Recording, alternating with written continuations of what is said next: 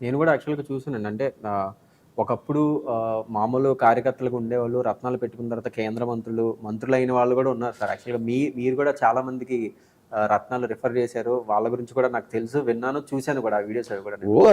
అద్భుతమైన వ్యక్తులు ఉన్నారు. వాళ్ళు సక్సెస్ఫుల్ ఉంటారు. వాళ్ళు పక్కనోళ్ళని కూడా సక్సెస్ఫుల్ చేస్తారు. వాళ్ళు ఇంట్లోంచి ఎప్పుడు ₹1 బయటికి తీసుకెళ్లరు. కానీ వాళ్ళ దగ్గరికి వచ్చిన కార్యకర్తలు గాని వాళ్ళు కూడా బాగుపడతారు. వీళ్ళకి ఎప్పుడు అనుకూలంగా ఉంటారు. ఒక్కసారి వీళ్ళతో అటాచ్ అయిన తర్వాత మీరు వాళ్ళని ఏం చేసినా కూడా అవతలకెళ్ళరు. వీళ్ళతోటి అనుకూలంగా ఉంటారు. అంతేగాని చాలా మంది ఏమనుకుంటారంటే మన ఇంట్లో డబ్బులన్నీ తీసుకెళ్ళి, లేకపోతే భూములు అమ్మి, ఆస్తులు అమ్మి, భార్య మెడలో నగలు తీసుకెళ్ళి తాకట్టు పెట్టి రాజకీయాల్లో వాడతారు. నో, ఎప్పుడు కూడా అదృష్టత్రం కూడా పెట్టుకోవాలి. దానికి సంబంధించిన మంత్రం ఇస్తాం. మీ జీవితంలో ₹1 కూడా ఖర్చు పెట్టద్దు. దానికి ఏం చేయాలో చేయండి. మీరు ఎప్పుడు అధికారంలోనే ఉంటారో, ఎప్పుడు అందరితో దండం పెట్టించుకుంటారో అన్ని పాజిటివ్ ఉంటాయి. ఇప్పుడు మనిషి సంతోషంగా బతకడానికి డబ్బులు ఎంత ఇంపార్టెంట్, ఆరోగ్యం కూడా అంత ఇంపార్టెంట్ అండి. సో ఒకప్పుడు ఏంటంటే పుట్టిన తర్వాత వాళ్ళకి షుగర్లు, ఉబ్బసం ఇలాంటి వ్యాధులు వస్తూ ఉండేవి సార్. కానీ ఇప్పుడు జనరేషన్‌లో ఏమవుతుందంటే పుట్టుకతోనే పాపం చిన్న పిల్లలకి 1 ఇయర్, 2 ఇయర్స్ పిల్లలకి కూడా అవి వచ్చేస్తున్నాయి. సో అట్లాంటి పిల్లల్ని వీటి నుంచి బయటపడడానికి కూడా ఏదన్నా అదృష్టరత్నాలు వాడే అవకాశం ఇది యాక్చువల్‌గా నేను అందరికీ చెప్పేది. ఇందాక చెప్పాను, పెళ్లిలోనే భార్యాభర్తలు ఇద్దరు పెట్టుకుంటే మంచిదని. ఎందుకంటే వాళ్ళకి కాలసర్ప దోషం ఉండదు, టెన్షన్లు ఉండవు. టెన్షన్లు ఉన్న వాళ్ళకి, వాళ్ళకి పుట్టే పిల్లలకి ఇట్లాంటివన్నీ వస్తుంటాయి. వీళ్ళు ఆరోగ్యంగా ఉంటారు, వాళ్ళ పిల్లలు కూడా ఆటోమేటిక్గా ఆరోగ్యంగా ఉంటారు. ఈ కాలసర్ప దోషం ఎవరికైతే లేదో పెద్ద పెద్ద జబ్బులు కూడా తగ్గిపోతాయి. ఎందుకు తగ్గిపోతాయి అంటే ఇది మందు కాదు, కానీ వాళ్ళు మనశ్శాంతిగా ఉండటం వలన ఇది పాజిటివ్ ఉంటుందో దాని వలన ఎన్నో అనారోగ్యాలు ఒక కంట్రోల్లోకి వచ్చి, అలాగే కొన్ని రకాల అలవాట్లు ఉంటాయి. ఇప్పుడు పల్లెటూరులో ఏం చేస్తారంటే కొన్ని రకాల జబ్బులు ఉన్న పిల్లలకి చిన్నప్పటి నుంచి తాగుడు అలవాటు చేస్తారు. వాళ్ళు 40 వచ్చినా 50 వచ్చినా కూడా తాగుతూనే ఉండాలి వాళ్ళు. మన దగ్గరకు వచ్చిన తెల్లారి నుంచి వాళ్ళు చాలా మంది చెప్తారు, అయ్యా నాకు తాగుడు చూస్తేనే చిరాకేస్తుందని. తాగుడు అనేది చాలా చెడ్డ అలవాటు. కానీ మన దగ్గరకు వచ్చిన వాళ్ళకి అలవాటు లేకుండా అనుకూలం అయిపోతుంటుంది. రోజు మంచి జరుగుతూ ఉంటుంది, చాలా గొప్ప జరుగుతుంది.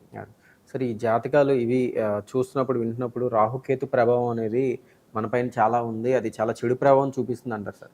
ప్రత్యేకంగా ఈ రాహుకేతు ప్రభావం నుంచి మనం తప్పించుకోవడానికి స్పెషల్‌గా రత్నాలు ఏమన్నా ఉంటాయి? అయ్యా, చాలా మంచి విషయం అడిగారు. ఇది చాలా తక్కువ మందికి తెలిసింది.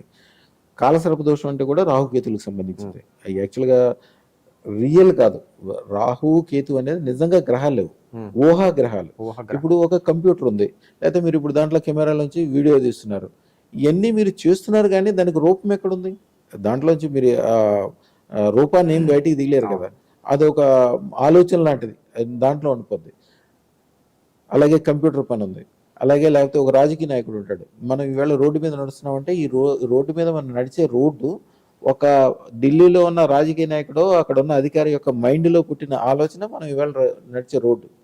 రేపు పొద్దున మీరు మామూలుమైన మనిషి, మీరు 100 కోట్లు 1000 కోట్లు సంపాదించాలంటే కూడా మీ ఆలోచన ద్వారానే. దీంట్లో 2 రకాలు. రాహు అనేది కేవలం ఆలోచన.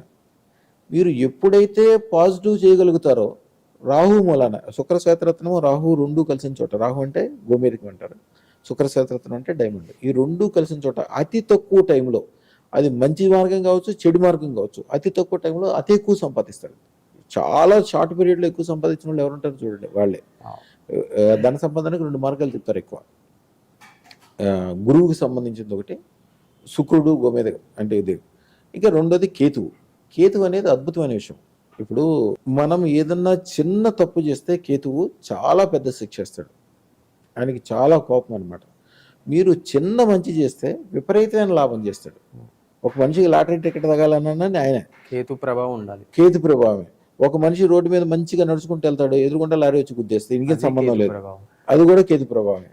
కేతువు ఎప్పుడు అనుకూలంగా ఉండాలి. కేతువు ఎప్పుడు అనుకూలంగా ఉంటుంది? 3 రకాలు చెప్తారు దాంట్లో. అన్నదానం చేయటం ఒకటి, ఒక దేవత ఆరాధన ఉంటుంది, మూడోది ఒక రహస్య మంత్రం ఉంటుంది. ఈ 3 కూడా ప్రతిసారి ప్రతిరోజు ప్రతి టైంలో చేయడానికి సాధ్యం కాదు.